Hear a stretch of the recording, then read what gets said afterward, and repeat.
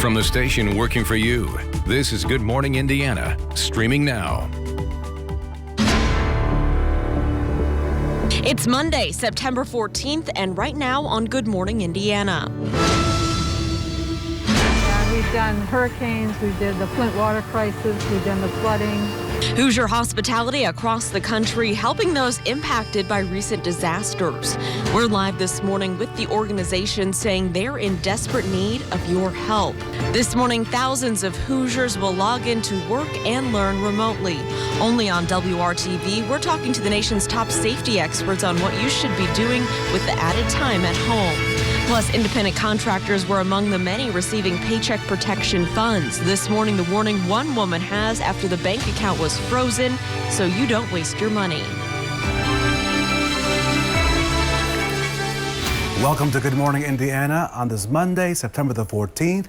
I'm Rafael Sanchez from your official WRTV living room as we continue to social distance. My good friends, Lauren Casey, who is back from her staycation, and meteorologist Todd Clausen are under the big lights of Studio A in downtown Indianapolis. What a cool day today. Yeah, it is great to be back, Rafael, and it's always hard to come back on a Monday, waking up early after sleeping in for so many days. Thank you. You guys are waking me up. And Todd has a great forecast as we kick off a brand new week, Todd. You know, you brought the sunshine back, Lauren, You're from welcome. your vacation here. It's a beautiful, it's a beautiful day for us, and we're going to carry it over into much of this week. That is the good news. Here's a live look in Bloomington right now.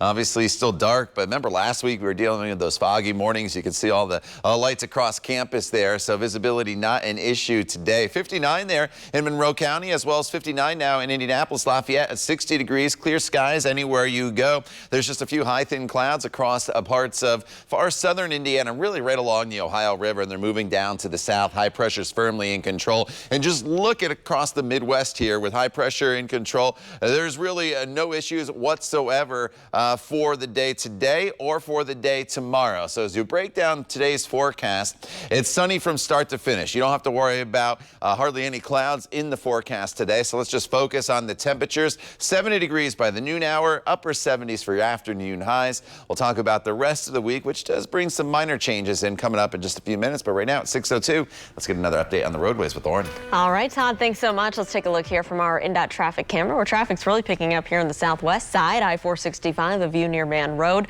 Everything's traveling up to speed. No lane restrictions, no crashes to slow you down, so that is good news for your Monday morning commute. At 6:03 new this morning, a man is dead after a shooting on Indy's south side. It's just the latest in a violent weekend across the Circle City. This one happened around 11:30 at a home on the intersection of Madison Avenue and East Raymond Street. Police say the victim was pronounced dead at the scene. No suspect information has been released at this time. More than a dozen people were shot over the weekend. Last night, another shooting left one person dead on North Colorado Avenue. 3 people were also taken to the hospital after a shooting on Sunday on the northeast side. Lauren, right now there is an urgent need for volunteers in light of the several ongoing natural disasters out west with the wildfires in the south and, of course, on the East Coast with the possible hurricane that's coming on shore here soon. WRTV's Kelsey Anderson joins us now with how you can help. Kelsey, good morning.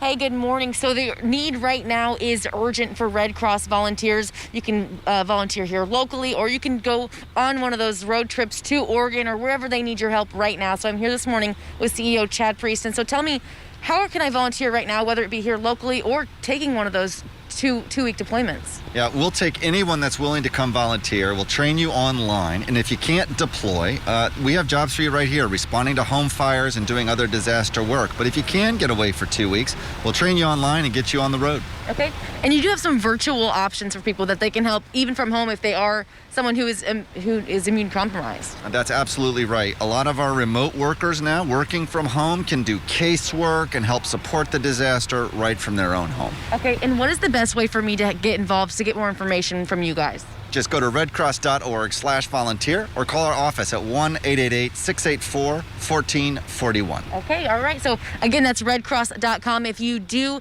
want to help volunteer in any way, just reach out to them either, again, redcross.com or with their phone number, which is also on redcross.com. Reporting live, Kelsey Anderson, WRTV. Kelsey, thank you. And first responders from right here in central Indiana are being deployed to another natural disaster. Sunday night, 36 members of Indiana Task Force 1 left for Baton Rouge, Louisiana. The members represent 14 fire departments, 1 police department, and includes 5 civilians. They're going to help with the relief efforts related to Tropical Storm Sally. We're being asked to deploy as a Type 3 team, which is 45 people, and basically all of our cache that we're a lighter and quicker team that's able to be able to search, get into buildings if we have to, water rescues by boats as needed, and to be able to basically do whatever the local communities are in need of. So Task Force 1 is a search and rescue team. Less than 2 weeks ago, you may remember that members returned home from a deployment to Louisiana for Hurricane Laura relief efforts. And this morning, we want to talk about Tropical Storm Sally as it continues to inch closer to the Gulf Coast. And so Todd Clausen is back with me right now. Todd, can you break down the latest on Sally at this 6 o'clock hour? Yeah, you know, it's just a tropical storm right now, winds around 60 miles per hour. But the overall big picture is the hurricane season very active right now. We have 4 storms out there, 3 and 4 not named quite yet, but Paulette impacting Bermuda, and then we get to Sally that's in the Gulf of Mexico, which is obviously the biggest threat to the United States. You see it there, 60 mile per hour winds moving west-northwest at 9 miles per hour, expected to strengthen into a Category 1 storm. So you can't really compare this one to Laura earlier in the year, even though it impacted the same area in Louisiana, obviously on opposite sides of the state, Lake Charles being closer to Texas. But this is mainly going to be a storm surge event and a rain event for them. It'll weaken pretty quickly. It'll head towards Atlanta as we work our way into Tuesday. Could get close enough to give us a few spotty showers on Wednesday, but overall not a huge impact for us here in central Indiana. Laura. All right, Todd, thank you. It is 6:07. More people right now are at home. Adults and kids alike, they're turning on their computers to start their days.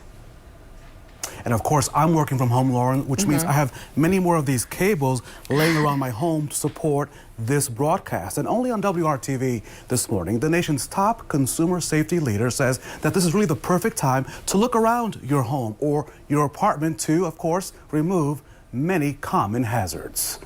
With all those honey-do lists, are people taking more risks? I don't think they're taking more risks. But I do think it's more chaotic than it's ever been. And a lot of us just don't have a minute to ourselves to think. And so we want to remind everyone who's at home, homeschooling, working from home, to take a step back and let's talk about some common sense reminders so that you aren't in a situation that could have been avoidable. What common hazards are you seeing? Well, let's start with all the computers that are plugged into the wall. Right before we started talking, I got up to answer the door for my UPS van. I tripped over my own cord. So let's go around the house and see where those extension cords are and make sure that they aren't tripping hazards. And speaking of UPS, outside, make sure you have a clean, debris-free path for people who are delivering packages right now. Wind up those garden hoses, put away those tools. If you have a ladder outside or a garbage can, it's time to regroup. We do have thousands of kids here in Indiana that right now are remote learning. They're home with mom, dad, cousins, or grandma, someone at home. This is a really good time to have a safety boot camp. I mean, really sit down, look around the house and see, are there hazards that I'm not thinking about?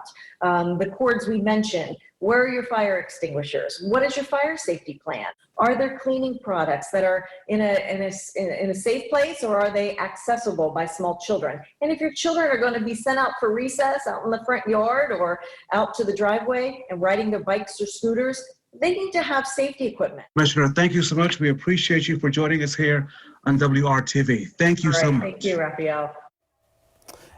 Some great advice on this Monday morning. You can always report defective products at saferproducts.gov. You can get the latest information by downloading the CPSC Recall app or by visiting cpsc.gov/recalls. And Lauren, big picture here.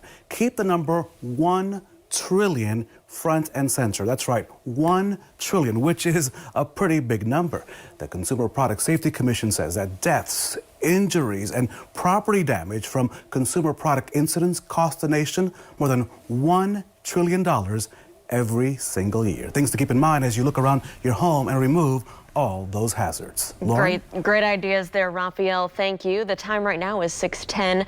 The Marion County Coroner's Office has released the name of the boy who was hit and killed by a car in Lawrence.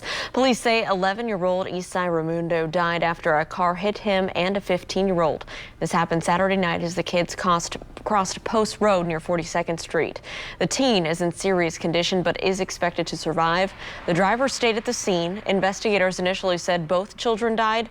According to a joint statement released by the Indianapolis City County Councilors, Keisha Jackson and Keith Graves, the kids were brothers and were riding bikes when they were hit. The statement goes on to say, quote, unfortunately, last night's accident was one of several in recent weeks involving cars and pedestrians or cyclists.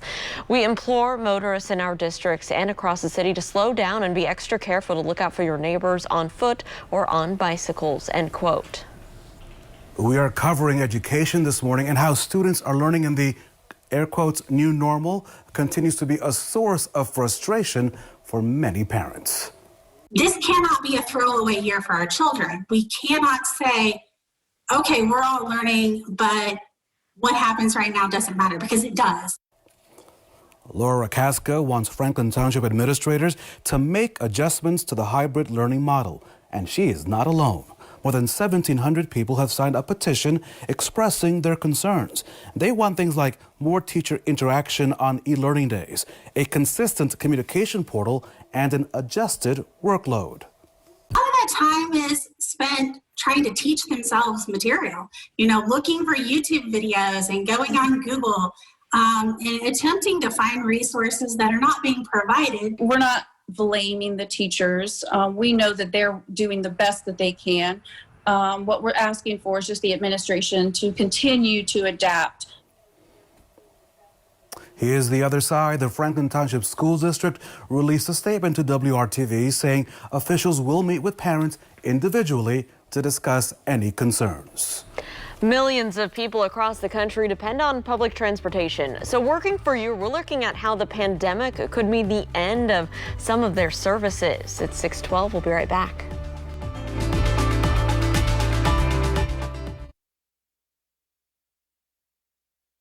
Welcome back. It is 6:15 and we are following breaking news from the city's southeast side. That's where Metro Police are investigating a shooting. Police were called to East Bradbury Avenue near I-65 around 4:30 this morning. When they arrived at the scene, they found one person with gunshot wounds. That person was taken to the hospital in serious condition. We do have a crew on the scene working to learn more information, and as soon as we get any new information, of course, we'll pass it along to you. At 6:15, Raphael, transportation leaders are warning of what they call a death spiral if public transit doesn't get the federal funding that it needs to stay afloat. And so this morning, Dan Grossman shows us how the effects are reaching far beyond the departments themselves. Even if you aren't one of the 36 million Americans who relied on public transportation in 2019, make no mistake that this story affects you just as much as if you were. Without transit, there is no economic recovery. As executive director of the National Association of City Transportation Officials, or NACTO, Corinne Kistner knows the peril that faces public transportation right now is life or death. The reality is that transit agencies are in an existential crisis. Life or death for more than just those tasked with buoying the system. We need people to get tested. In many places, they have said they will not test anyone who doesn't arrive in a car. Well, there are a lot of people that don't have one. Once ridership dropped by up to 90% across the country, public transportation departments saw their revenues plummet. Beth Osborne with Transportation for America, a public advocacy group, says aside from fares, most transit money comes from sales tax, which also took a hit when the economy shut down. It really does have tentacles that impact so much of our economy, of our health, of recovery and getting through this. In San Francisco, the revenue drop has led to Bay Area Rapid Transit dropping more than 50% of its service. The story is similar for most major city transit systems where essential workers comprise 36% of the rider base. So we're really limping along and hoping that Congress will approve more funding for us. The $25 billion in CARES Act funding alleviated some woes early on, but officials estimate $32 billion more is needed to make it through the end of the year, and right now no package is in place. We're doing what we can to try to get essential workers to and from where they need to go. But beyond that, it's not much of a service compared to what we used to provide. If departments don't find an answer, NACDO says 30,000 jobs could be lost because of stalled capital improvement projects, only exacerbating a larger problem our country has been trying to fix for months now. There's simply no other mode that's as efficient as transit, and transit is what makes dense urban environments, the economic, the cultural, the social engines of our cities possible. In San Francisco, I'm Dan Grossman reporting. All right, it's 6:18 back here at home. We've got to talk about the forecast, but Raphael, normally we like to coordinate. I don't know what just happened during that commercial break, but now you and Todd are matching.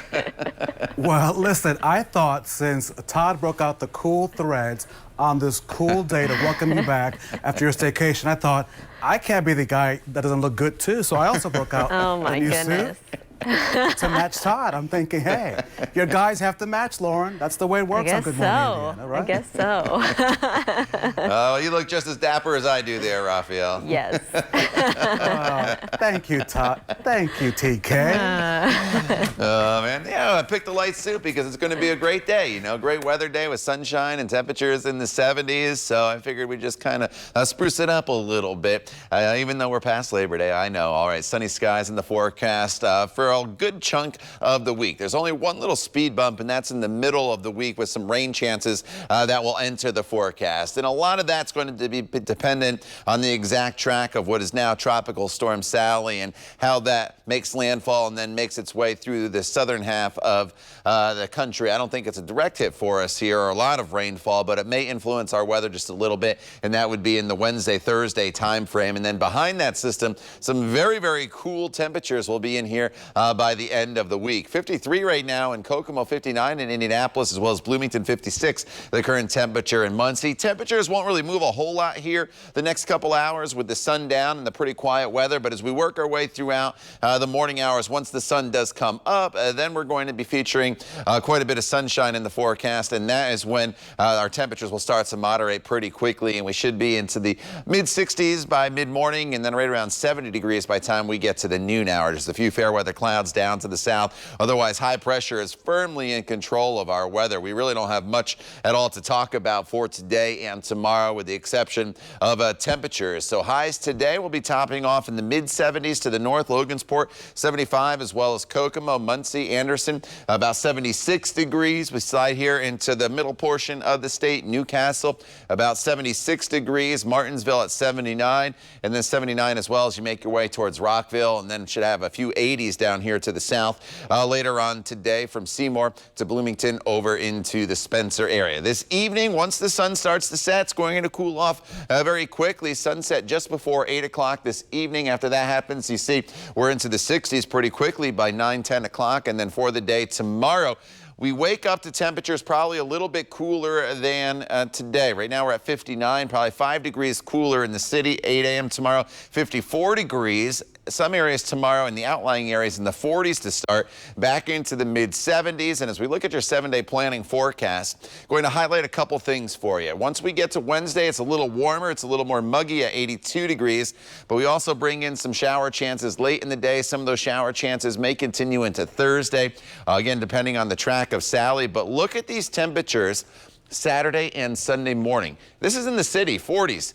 Could be in the 30s in some of the outlying areas, even though it's a cool or maybe cold start, if you want to call it that, for the weekend. Lots of sunshine and highs eventually, Lauren, into the mid-70s. All right, Todd, thanks so much. Let's take a look at traffic as you're heading out on the roads this Monday morning. Starting off your work week here, where traffic's picking up on the north side. I-465, a view near Ditch Road. Traffic is traveling up to speed, however, so that is great news for your commute. Right now, it's smooth sailing around the metro area. No major issues to slow you down. The only crash I'm monitoring right now is on the west side at Moore Street and South Girls School Road. No injuries to report there, but stay tuned. We'll be right back with more news, weather, and traffic just after the break.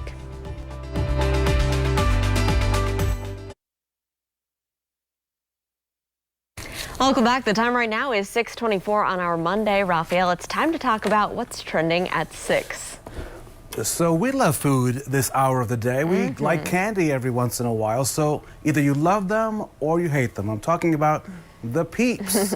Regardless, Peeps will not be hitting store shelves for Halloween, Christmas, or Valentine's Day. The sad news comes with a bit of good news. The company did say it made the difficult decision about the upcoming holidays so it could be ready to meet the expected overwhelming demand for Peeps next Easter.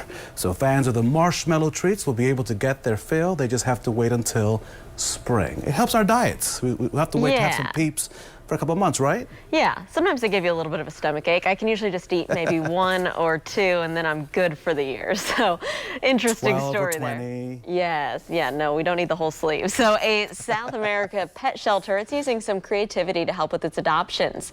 The Rio de Janeiro shelter launched this pet delivery program. So the program works a lot like online dating.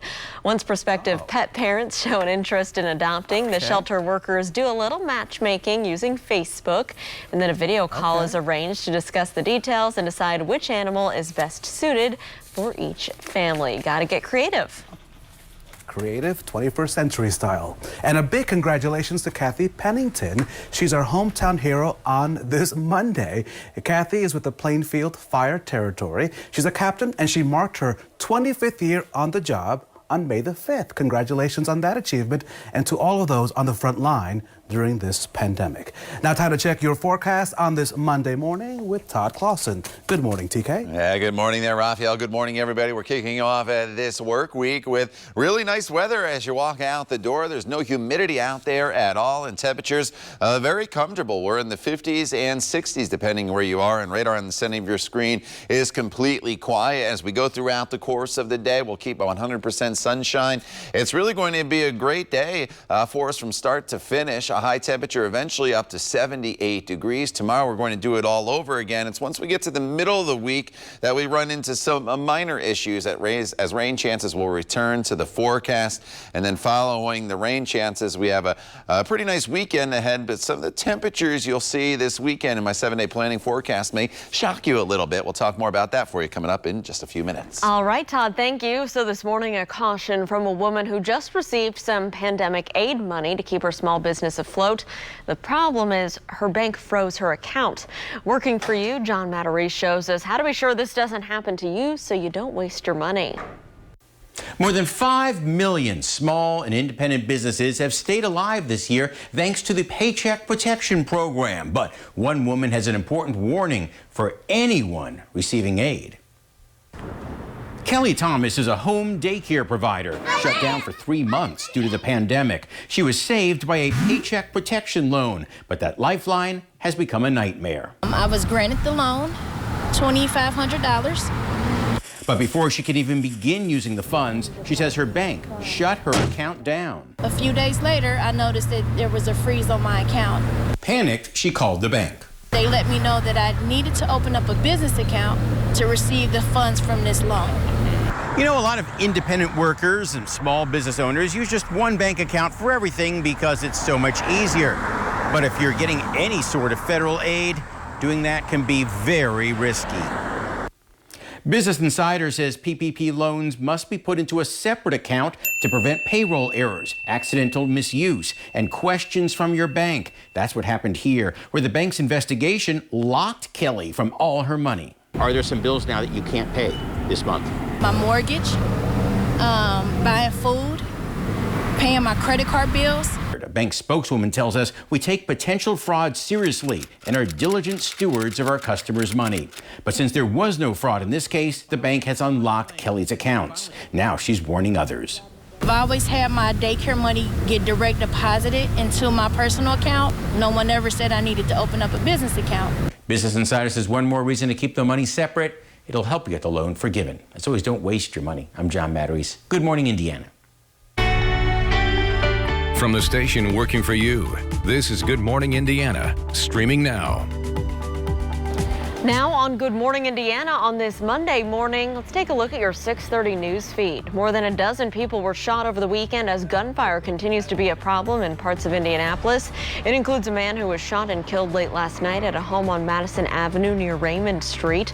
The circumstances of that shooting are still under investigation. Also last night, police say one person killed in a shooting, this on the east side of the city. Officers found a man dead at the scene of the shooting at Colorado Avenue and Washington Streets. As always, if you have any information about any police investigation, you're asked to call Crime Stoppers. You can remain anonymous. The number to call, 317-262-TIPS. Deputies in Hamilton County are searching for this suspect. Take a look at your screen. They say he broke into the Hamilton Heights High School and stole iPads, an internet hotspot, and Bluetooth speaker. If you think you know who this is, call the Hamilton County Sheriff's Office. They say you should call Detective Petty at 317-776-5848.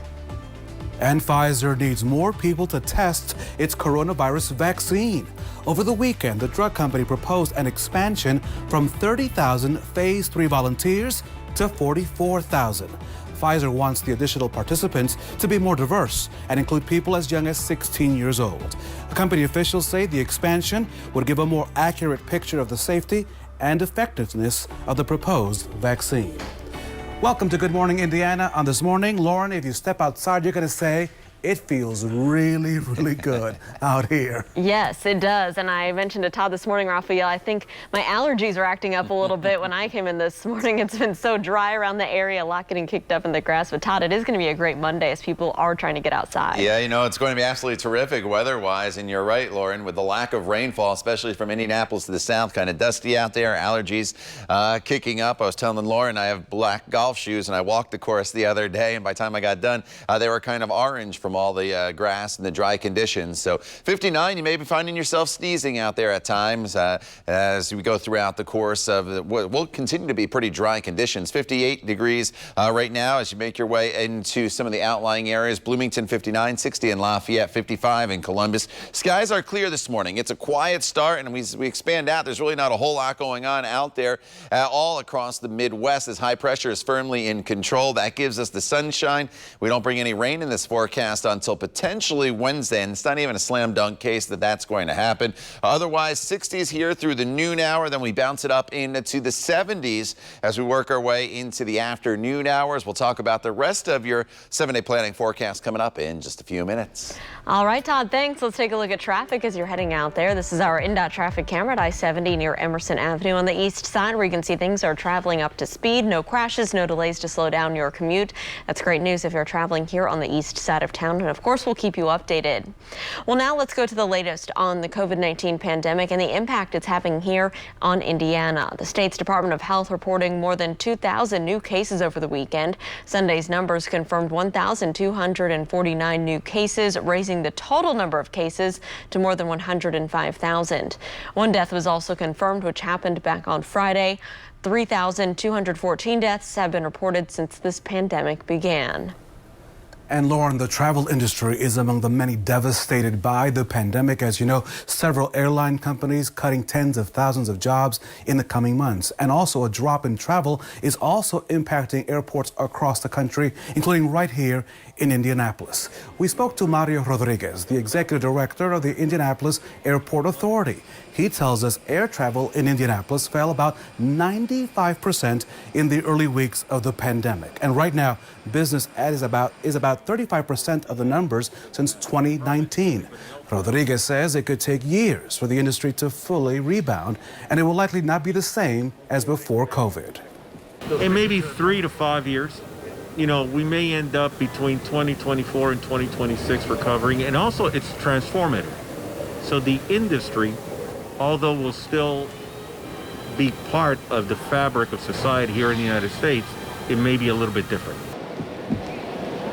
There are some positive signs for Indianapolis International. Flights to St. Louis, Memphis, Fort Lauderdale, Fort Myers, and Cancun have been added since the pandemic.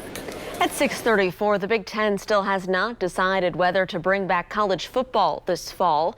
University presidents met twice over the weekend, and on Sunday they were giving a plan to return to play as soon as next month. But the Detroit Free Press was the first to report that a vote to restart the season was not taken. Last month, Big Ten presidents voted 11-3 to postpone all fall sports because of the pandemic. But there's been intense pressure from schools like Ohio State that expected to compete for a national title to play again. If another vote is taken, 9 of the 14 Big Ten presidents would have to approve a restart for this to take effect. Here we go again. The Gulf Coast bracing for another major storm. Tropical Storm Sally could be a Category 2 hurricane when it reaches the United States. It's expected to make landfall near New Orleans sometime tomorrow morning. Hurricane warnings have now been issued from Louisiana to Florida, and mandatory evacuations are now underway in Louisiana as that area continues to recover from Hurricane Laura. Storm surges of up to 7 to 11 feet are possible near the center of that storm. Along with the storm surge, extreme rainfall amounts of over a foot are expected in some locations between southeast Louisiana and the western Florida panhandle.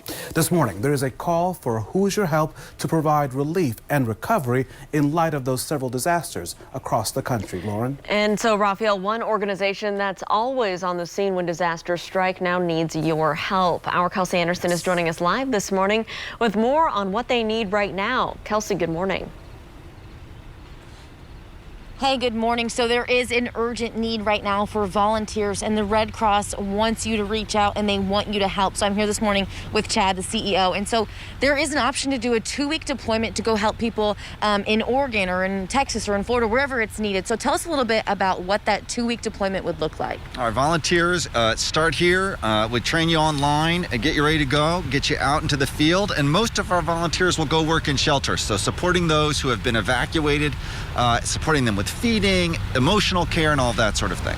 And I personally, my uncle is in Oregon. He had to stay at one of those Red Cross shelters, and I know how effective that was to have that help and that support. So, but there's also options for people to help just from home or here in Indiana. Yeah, we know not everyone can take 2 weeks out to deploy, and in fact, we have immense need right here in Indiana. So 3 or 4 times a night, we're responding to home fires, and those volunteers that normally do that work have already deployed in many cases. So we're looking to train to backfill from them right here at home. And then there's also, if you are someone who's immune compromised, there's things you can do from home without leaving your house to help out the Red Cross. Yeah, the power of technology allows us to deliver a lot of our services virtually, and that has been very effective for us and very supportive of clients. All right, and one more time, how can they reach out? How can I learn more information from you guys? You can go to redcross.org/volunteer or call us 1-888-684-1441. All right, well, thank you so much for being here this morning. So again, that's redcross.com. You can reach out to them through their website or via phone call. For now, I'll send it back to you guys in the studio. Kelsey, thank you. Showing solidarity with the movement. Next, how the head coach of the Colts stood out by taking a knee before the team's first game of the season. That story and more coming up just after this short break. Stick around.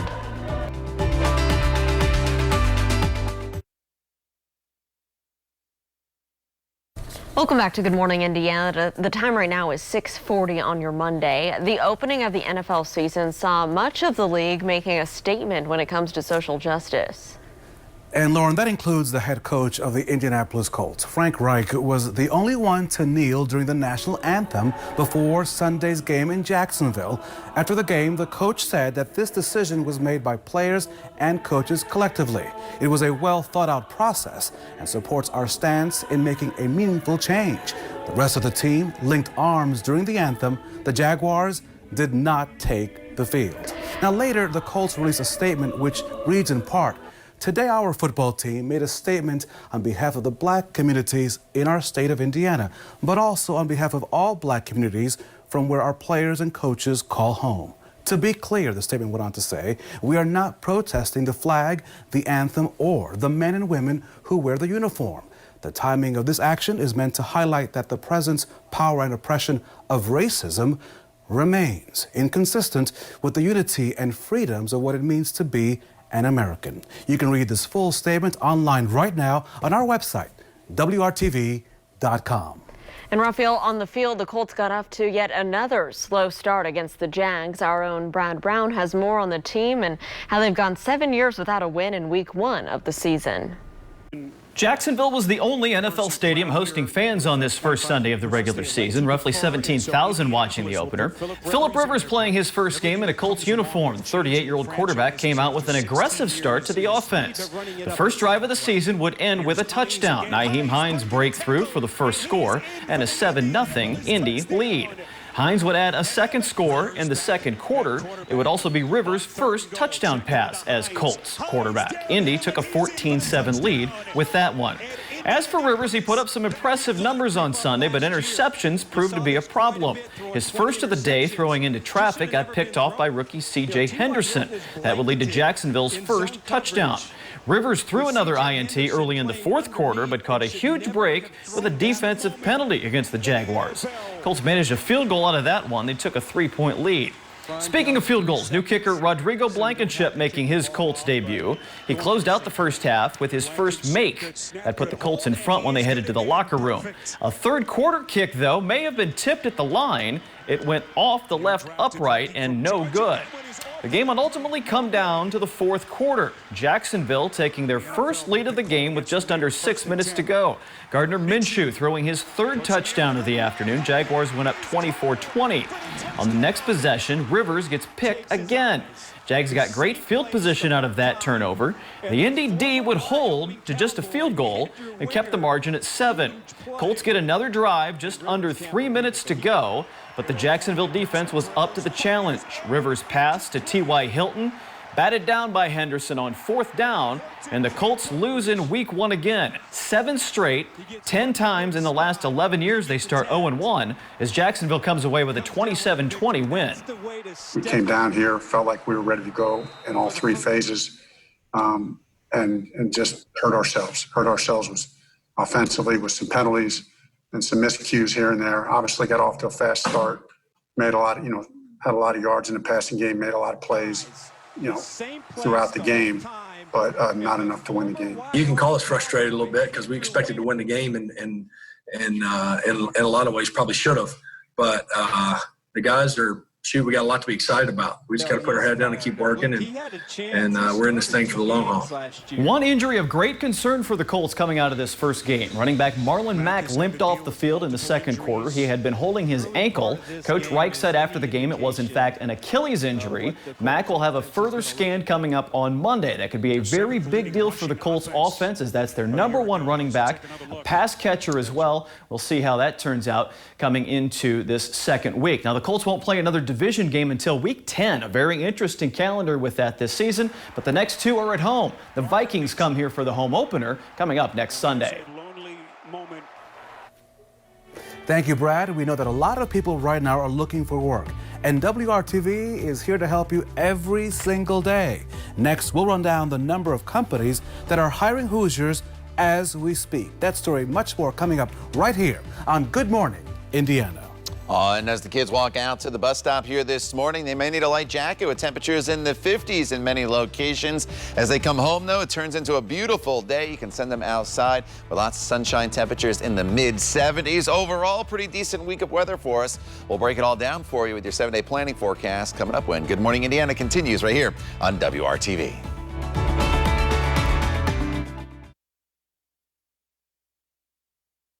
The time right now is 6:47 on your Monday. Here's a live look at your commute over on the east side where everything is moving along just fine. I-70 here in Emerson Avenue. We'll let you know if there are any crashes or delays you need to avoid as you're heading out the door to work this morning. So Raphael, we know hiring Hoosiers is WRTV's commitment to connecting you to new job opportunities. And so this week we want everyone to know that there are several career fairs scheduled all across central Indiana. And these are current jobs, not something that's from 3 or 8 weeks ago, right now. So let's take a look at some of the companies that have jobs to offer you right now in our Hiring Hoosiers job feed. INDOT is hosting statewide hiring events from 10 until 3 in the afternoon on Tuesday. The department is looking to fill around 100 winter seasonal positions. Those jobs go from November through March, starting pay $16 per hour.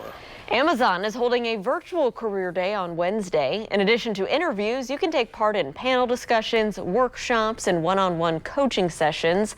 Last week, Amazon announced it's hiring more than 800 people to work at a new operations facility in Greenfield. And Kroger will also be holding a job fair. This is coming up on Wednesday. That's from 2 until 7 in the evening. The grocery chain is looking to fill dozens of positions on the north side of Indianapolis as well as in Hamilton County. Representatives say they're looking for people with positive attitudes. Experience is not required. We can train an applicant to bake cookies or to get carts, but what we're really looking for is somebody who's energetic, somebody who's friendly. That's really what we're looking for in our applicants. For more information about these job opportunities and many more, just visit hiringhoosiers.com.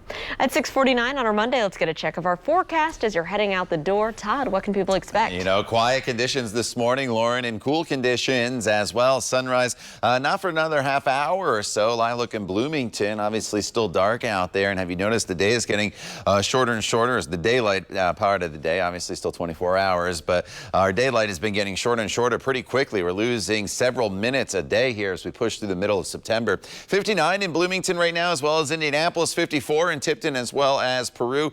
Pair of Nichols over in Richmond at 55 degrees, same in Terre Haute, and Martinsville at 58, and cool temperatures all across the Midwest this morning. The 40s, though, have been pushed a little further to the north, at least compared to last week, but I do expect by the end of the week, our low temperatures will be in the 40s, and you'll see that in your 7-day planning forecast in just a second. In fact, some areas, I think by the time we get to Saturday morning, could even be in the 30s. Today, though, lots of sunshine. Not an issue with weather at all throughout the day. Today, just grabbed a light jacket this morning. You should be able to shed that pretty quickly. Your noontime temperature, 69 degrees.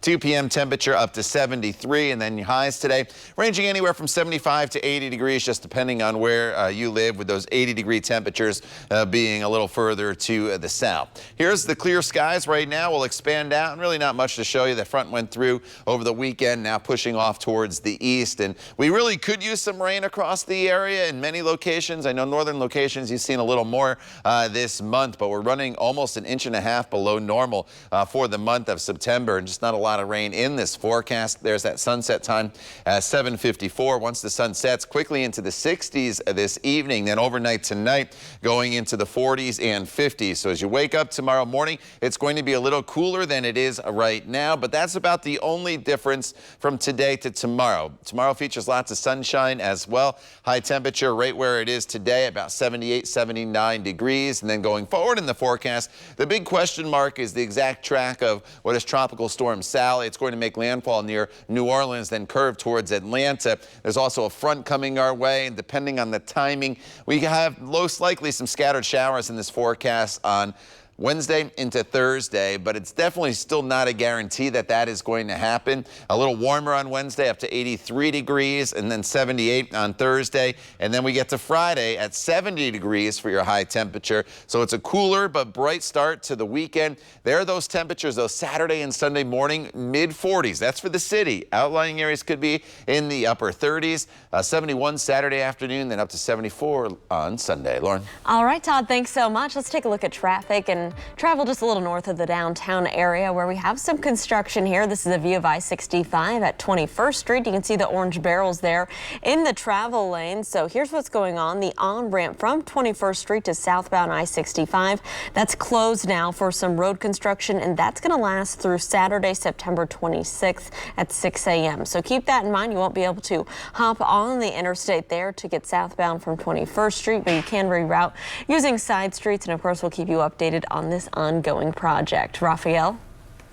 So, Lauren, a major milestone for an American hero. Coming up, the special party in his honor. You're invited this morning when Good Morning Indiana returns right here on WRTV.